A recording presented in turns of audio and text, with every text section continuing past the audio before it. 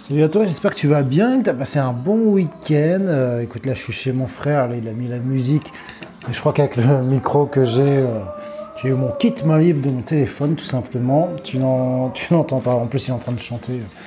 Mais c'est plutôt cool.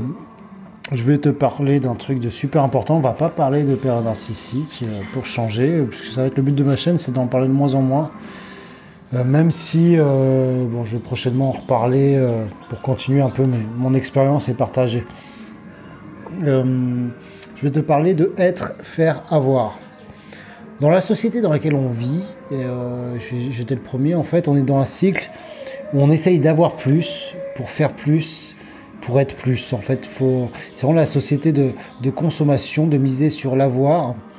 Mais le problème, c'est que quand on a ça, on a peur de perdre. On a même peur de l'échec, de perdre ce que l'on obtient de nos biens matériels. Ou même, on peut en vouloir beaucoup plus. Et le problème, c'est pas comme ça qu'il faut le voir. Quand je reprends un bouquin qu'une amie m'a redonné, et j'avais pensé à cette idée. Donc je te lis le bouquin, ça s'appelle Les techniques de visualisation créatrice.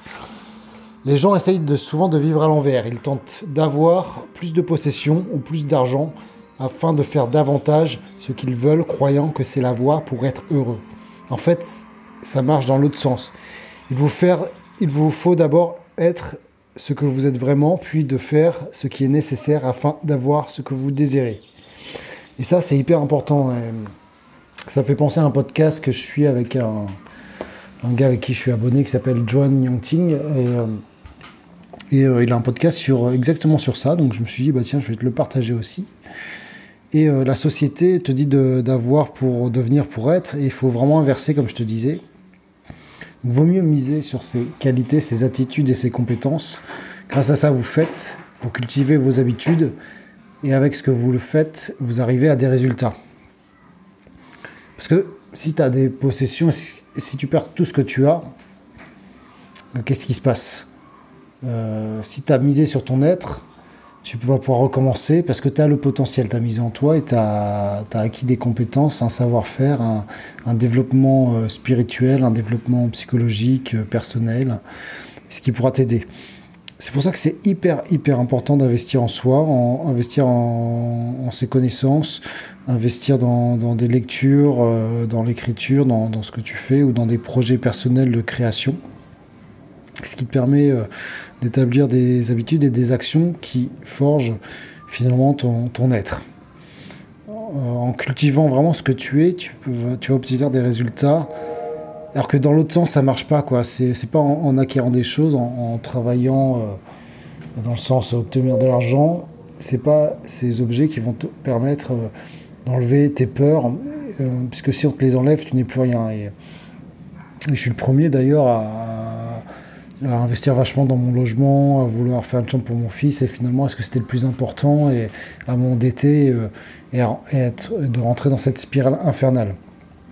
Et depuis, je dirais, 6 mois, j'investis de plus en plus dans la lecture, dans des formations, dans des podcasts, dans les psys, dans des thérapies, enfin dans plein de choses. Et au final, ça permet de mieux se comprendre et aussi développer des compétences autres. Tu vois, ça peut être aussi des formations, je sais pas si... Alors moi, je fais de la guitare électrique, je pourrais prendre une formation sur la guitare électrique, ou lire des livres sur le domaine, ou prendre des cours...